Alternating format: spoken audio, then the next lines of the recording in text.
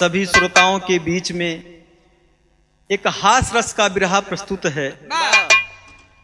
एक कहानी भी आपको मिलेगी, एक नसीहत भी आपको मिलेगी।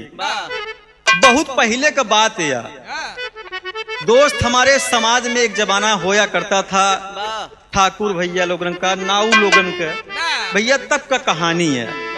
एक ही लड़का रहा एकदम आज के जमाना वाला, बढ़िया जीन्स ऊंच जमाए, ओकरे मन में आई जाई अपने ससुरारी हम घूमी आई।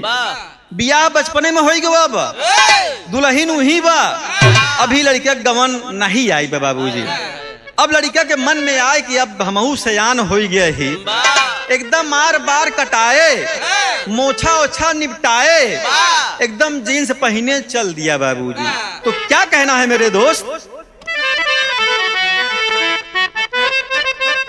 क्या बात है?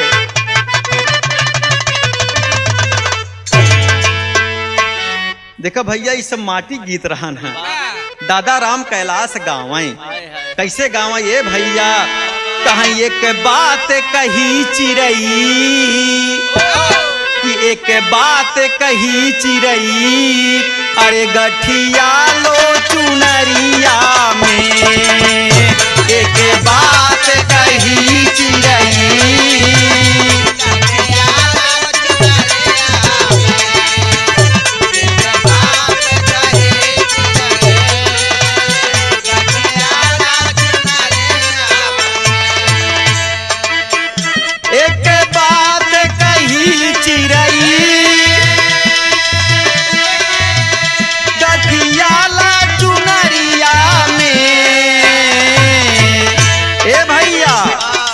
जब तक मनाबा ये आत्मा अंदर वास कर दिया है, आदमी बोल रहा है, पंछी बोल रहा है, एक दिन भैया मर जब कौनो काम के ना वही बरे कहे। एक बात कही चिरई, गठिया लो चुनरिया में, बिना मोल का बिकी जईबू, बिना पैसा का बिकी जईबू, मायावी बजरिया में।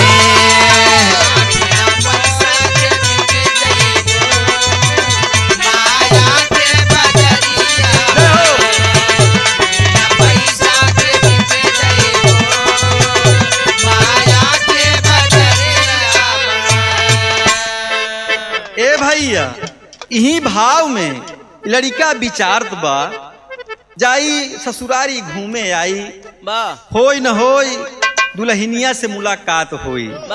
हे भैया रहिया दिया क्या कहना है कि लड़का सोचई मन में, लड़का सोचई मन में, चली मिली है सजनिया हो, लड़का सोचई मन में।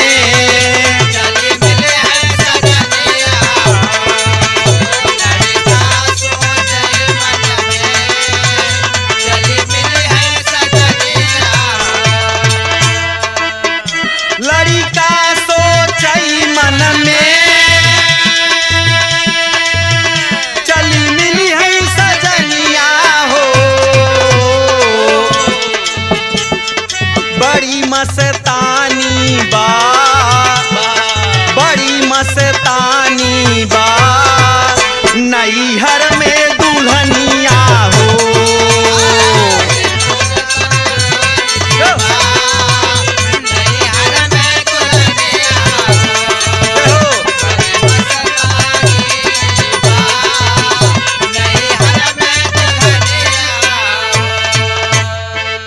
ए भैया लड़का यही विचार करे, बढ़िया जीन्स पहने, एकदम फैशन में सेंट पेंट मारे, चौराहा पे पहुंच जाए। तो करे मन में आए कि चल थई तो हमारी इज्जत बढ़िया हो भाई करी। बाबूजी क्या कहना है, का भाव में चलते भैया?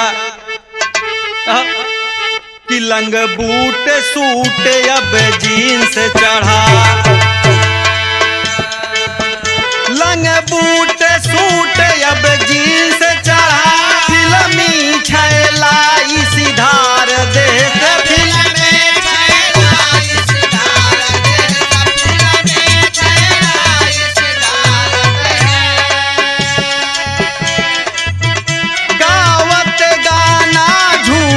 दे जाना फैशन में चूर पधार देश फैशन में चूर पधार देश फैशन में चूर पधार देश। जानी है सासु आई है दामाद नाऊ ठाकुर रखवार देश जानी है सास आई है दामाद नाऊ ठाकुर रखवार। जानी है सास आई है दामाद नाऊ ठाकुर रखवार। ठाकुर रखवार देश। जानी है सास आई है दामाद नाऊ ठाकुर रखवार। जानी है सास आई है दामाद नाऊ ठाकुर रखवार देश। ए भैया पहले का जमाना का बात रही घर में वही सास गोसाई यहाँ ओकर दुल्हन यहाँ आ घर में बाकी सब प्रदेश रहता है भैया। तो सास गोसाई लागिन सोचे कि गांव में एक ठाकुर एक नाऊ ठाकुर रहे कहीं सहेज दे हमारे मेहमान सुनते ही आ जब यहाँ हैं कम से कम इनके साथे रही हैं। बूढ़ा चली गई गांव में औका सहेद दिहिन कि नाऊ ठाकुर एक काम करा कहन का कहन हमरे बिट्टी के मेहमान आवत हैं मेहमान आवत हैं समय चला आया तो का रहाय कहे साथे उनके। ठाकुर नाऊ कहे ठीक है जब भाई तुम्हारी इच्छा है तो हम पक्का औबई भैया आई गैन इधर मेहमान एकदम सजाए हे मास्टर एकदम मेंटेन भाव में पहुंचे ना आए और तो देखा तहाँ कहन मेहमान बैठा बैठा नौवा बैठावत भैया नौवा खटिया बैठाइल है दाना पानी शुरू हो गया तो मेहमान सोचा तहाँ यार मैं तो एकदम फैशन में हूँ आज का जवान लौड़ा ऐसा नौवा बुढ़ापा में नहीं बतावा हमारे जोड़ी में सेट खाई कैसे नाऊ कहन का भा मेहमान कहन हमारे एक ही बात सुना बाबूजी का कहा तर्जु है बा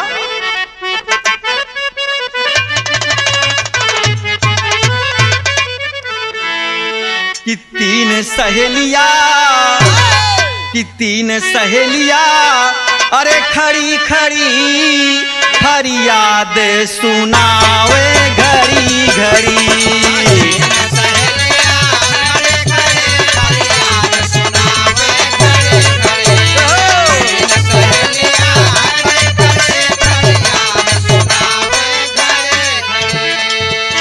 लेकिन मेहमान का कहती है नाऊ ठाकुर तनी बतिया हमार सुना हम जवान लौटा है एकदम फैशन में है अगर हमरे बगली बैठ जाबा ससुरारी में हमार मान सम्मान कम हो जाए।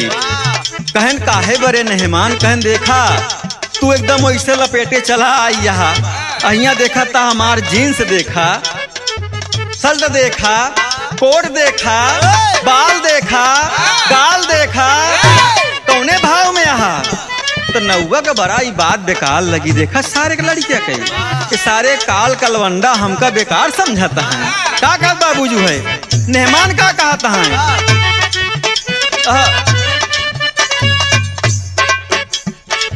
दूर हटो नाऊ ठाकुर दूर हटो।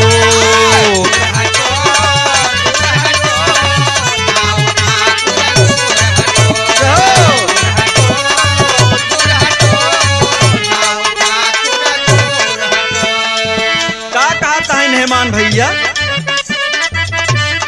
मैं हूँ दामाद आया ससुरारी मैं हूँ दामाद आया ससुरारी फैशन खराब हो जाई दुआरी दूर हटो नाऊ ठाकुर दूर हटो।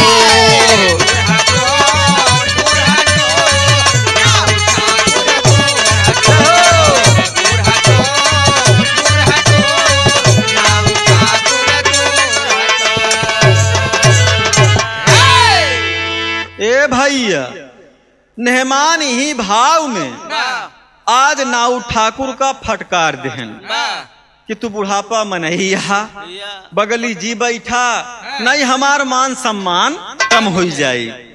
नाऊ ठाकुर लगा सोचे कि सरवा काल का लवंडा अशोक भैया कि सरवा काल का लवंडा बुढ़वा कुछ समझता ही नहीं कहा रहा मेहमान आज तोहार बढ़िया सुबहत से एकदम फुर्सत से जान ला आज तोहार पूरा काम खुदे मेंटेन करबे। ठाकुर नाउन सोच लिया ए भैया कि अगर मेहमान अपने लगे हमका ना बैठा देहन तो आज इनका दिखाऊ मेहमानी कैसन होत है। ए भैया शाम का समय भ नौआ कहा मेहमान एक काम करा लोटा उठावा और आवा चली दिशा मैदान हो जाए। और जी क्या कहना है टेरी के भाव में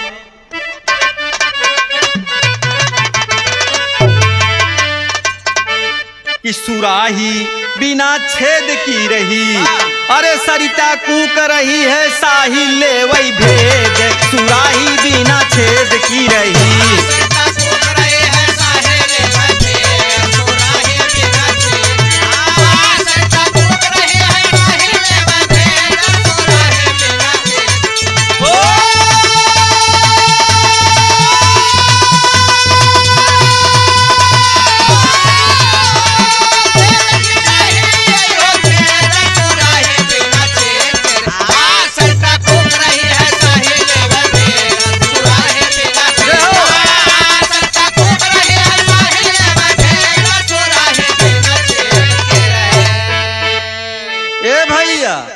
नौआ कहा मेहमान आवा चली दिशा मैदान हो आई लोटम पानी भर ले से एक लोटा नौआ आगे आगे रही आई देश मेहमान के पीछे पीछे आवा तू आराम आराम।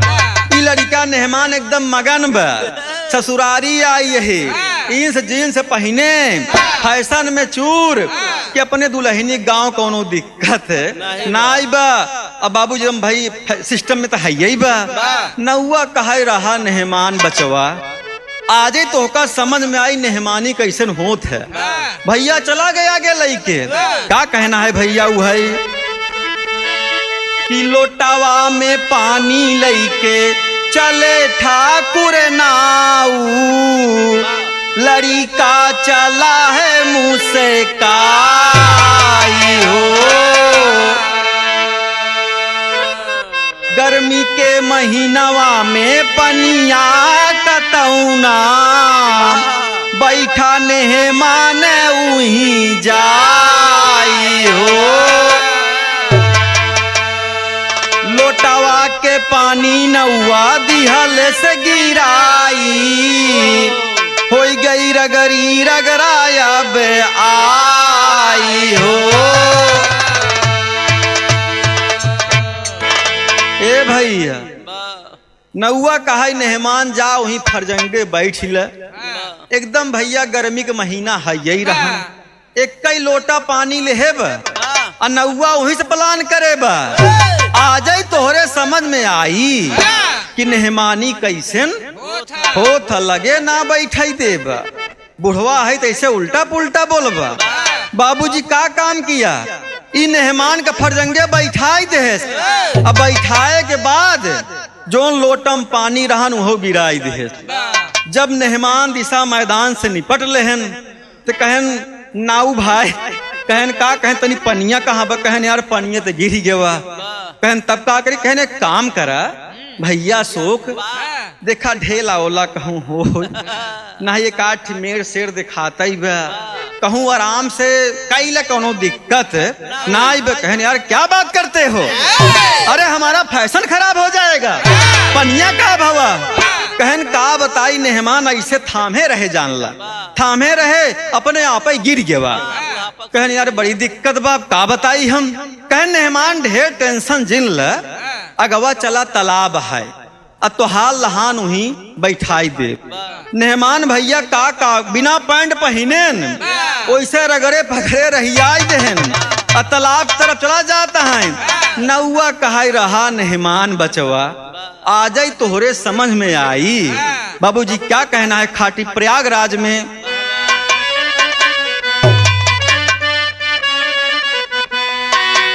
आए हाय अरे धोआए बिना पहने देखा सब खाटी है एकदम रामदेव उस्ताद बढ़ के एकदम मारा। क्या कहना है? अरे धोआए बिना पहिने चलाने है मनवा, धोआए बिना पहिने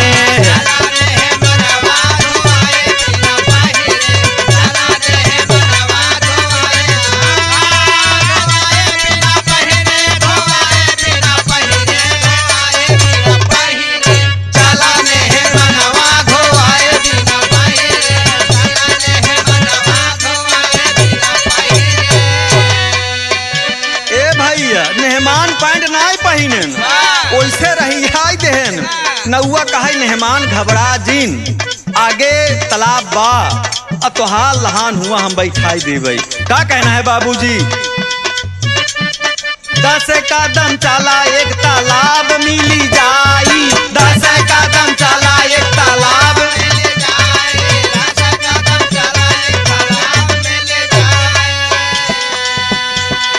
पगला सरेख चला बहुत जाई, पगला सरेख चला बहुत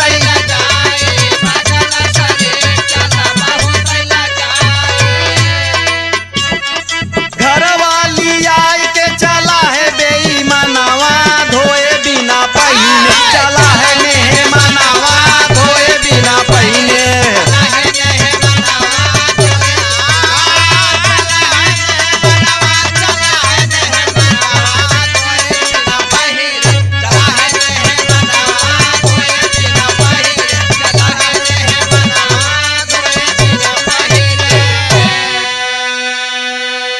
ए भैया। जब कुछ दूर चला आए मेहमान ठाकुर नाऊ के साथे तो कहा है कहो ठाकुर नाऊ ई बतावा पनिया कहाँ बा, तालाब कहाँ बा? कहा मेहमान तनिको जी घबरा बहुत दूर नहीं बा, हेया बस पहुँचे वाला हा। कहन कहाँ मिली यार? कहन चलत रहा बताई। अब ठाकुर नाऊ वही के रहवैया तू चप्पा चप्पा से वाकिफ बा, कहाँ पानी बा कहाँ पानी नाई बा, जाए के हेमू लेके जाता ऊ रास्ता से। कहे मेहमान घबरा जी पीछे न मिली। ए भैया पछवारे की तरह उनका लिया के बम्बा पहुंचाई दे। तो मेहमान कहा था यार उल्टा पुल्टा काम का कही दे घरे आई गए हम। कहन मेहमान बोला जिन, कहन बम्बा सामने बा, अचल तही पानी लियावा यही आराम से निपटा। तो नौआ सोचत है रहा बच्चा हाँ लगे न बैठे बा, बुढ़ापा समझ के भगऊबा डटबा आ जाई तोहरे समझ में आई मेहमानी कैसन होत है। हे भैया अब नौआ होशियार कहता है मेहमान एक काम करा गवा बम्बा झूठिन मानी के लगा दाएं बाएं करे हेमुर होमुर इतने में कहा ये बिट्टी कहन का कहन मेहमान आई गैन तनी साबुन लियावा गोड़ हाथ मुंह धोई ही। मेहमान कहा तारे नाऊ जोन कमवा कहन कमवा हम बतावत ही ना। फिर गवा बाबूजी बिट्टी आगे बम्बा खड़ी हो गई। अब साबुन तेल लई के ही कि मेहमान आई हाथ गोड़ धोई ही। अब भैया लखा दी अब नाऊ गोवा पहुंचा। कहन मेहमान एक काम करा कहन का कहन बड़ी समस्या बा। कहन का समस्या है? कहन तुहार बिट्टी उही बा। कहन कौन बिट्टी? कहन जो गांव को बुलाई गई बा। कहन अच्छा अच्छा। कहन तब कहन पानी ना मिली पानी कहन तब का करी? कहन वैसे आराम से पैंट पहन ला बिना धोए। ए भैया नौवा पहनाई देश मेहमान का एकदम मेहमान पहन के फिट हो गए। कहन यार जानता ये कहन अब ही तनिको मौका लागी घबरा जिन चिंता बा मेहमान है यार हमारे गांव देश में आई यहाँ तुहार सम्मान करब हमार फर्ज है जैसे मौका लागी हम तुहार काम कराई दे। अब मेहमान कहन बड़ा बढ़िया सारी नाऊ फसाए बतावा हम का करी? बाबू जी का कहना उधर का होत भैया भोजन तैयार बा और बूढ़ा कहती है ए भैया नाऊ कहते मेहमान का बुलावा खाना खाई ले। अब कहा मेहमान चला खाना बड़े का कहना है भैया भाई अंतरा के भाव में 12 प्रकार व्यंजन बना 12 तानावा 12 प्रकार व्यंजन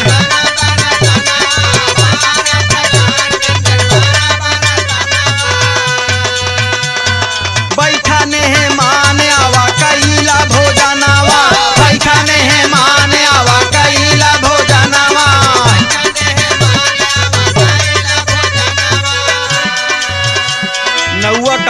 देखा मेहमान लगे रहो मास्टर जैसे मौका लागी तनिको चांस मिला है तो जान तोहार पक्का हम काम कराई देबई। अब खाना तैयार बा इतना देखा बढ़िया महकत बा अब चली पहले 2 कवर खाए ले तो। अब मेहमान बेचारा तहाई कि बतावा हम कैसे पैंट पहनी है वैसन कहूँ दाएं बाएं लग होई सारा खाना पलई जात बा कुछ का न हुआ। थाली अदली बदली कैले बैठा लहनवा धोए बिना पहिन चला है मेहमानवा धोए बिना पहिने।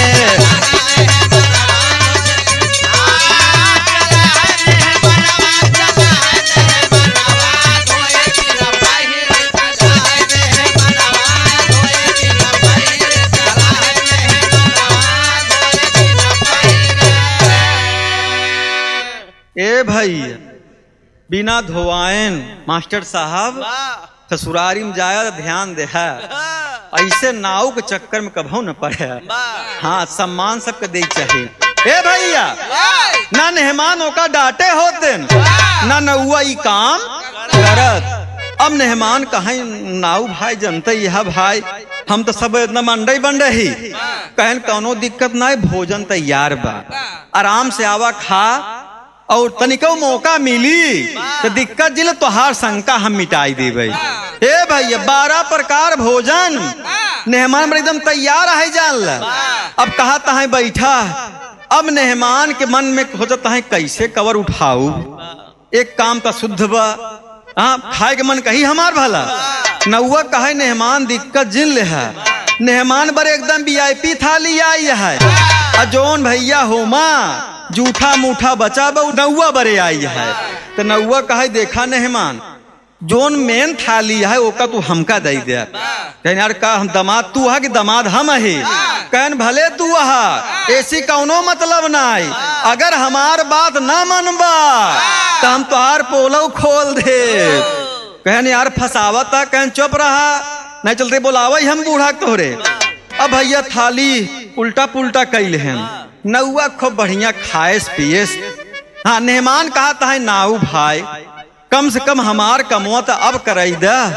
कहन बिल्कुल नहीं बुढ़ापा समझ के अपमान करे।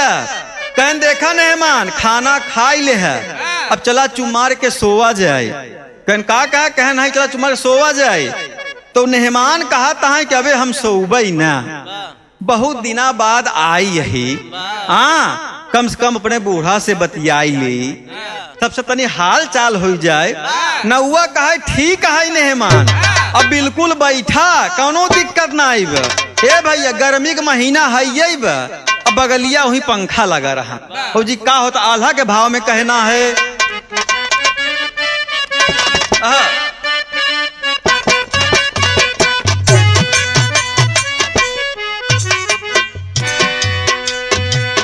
पंखा के पारे डोले बहेला पवन हवाए भैया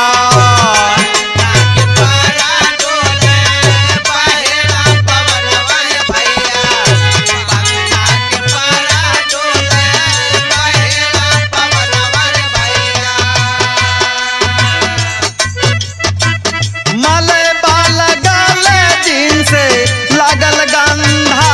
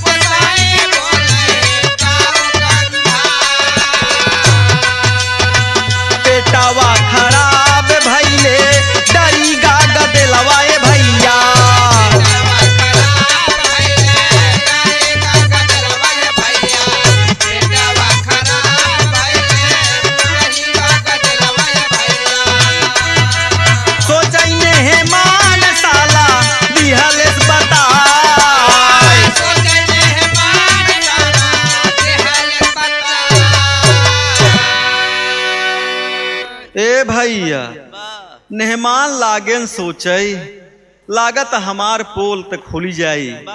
ए भैया पंखा चलत रहन जान ला लगा हवा बहाई। गर्मी का महीना जनता यहाँ जब भैया मलबा लगा सुखाए तरे लगा गंधाई उही। सास गोसाई कहत यहाँ काऊ गंधात बा।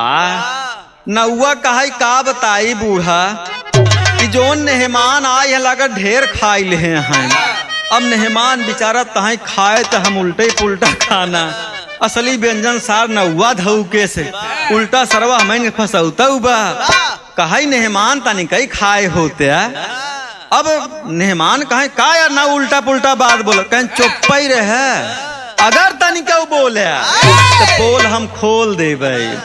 अब मेहमान फिर सपाटा खाई जाए फिर कुछ देर सोचे कि नाऊ भाई बचाए ले इज्जत कहन कौनो चांस नहीं लगे ना बैठा हुआ तोहार क्रिच खराब हो जाई तोहार फैशन खराब हो जाई।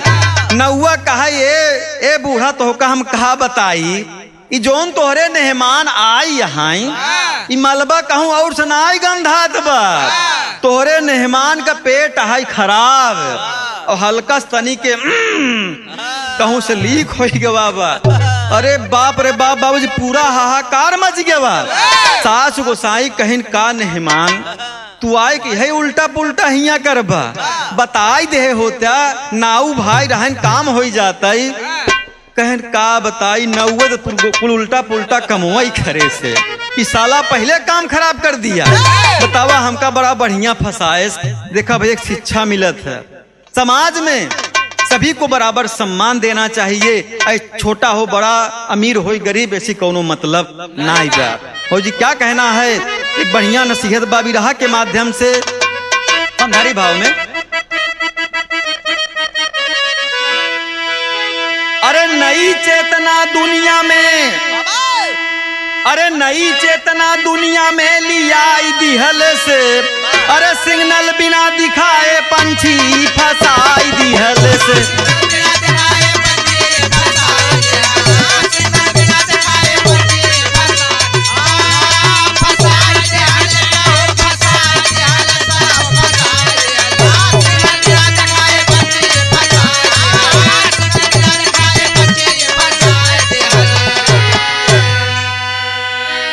मानव इस संसार में कोई नहीं कभी कमजोर हो। अजागा पंचौ चेत करा वक्त सदा है तोर हो। ए भैया गीत के माध्यम से शिक्षा आप लोग को दिया जा रहा है। समाज में चाहे जैसन हो जैसन खात हो अपन समय वक्त चेत करे चाहिए केहू कमजोर ना समझे चाहिए। सबको बाबूजी सम्मान एक बराबर का मिलना चाहिए। यही कहना है बाबूजी कि मानव इस संसार में कोई कभी नहीं कमजोर हो। अजागा पंचौ चेत करा वक्त सदा है तोर हो। अरे निंदा कभी न करना जीवन में समझाई दिहल से। अरे निंदा कभी न करना जीवन में समझाई दिहल से। अरे सिग्नल बिना दिखाए पंछी फसाई दिहल से।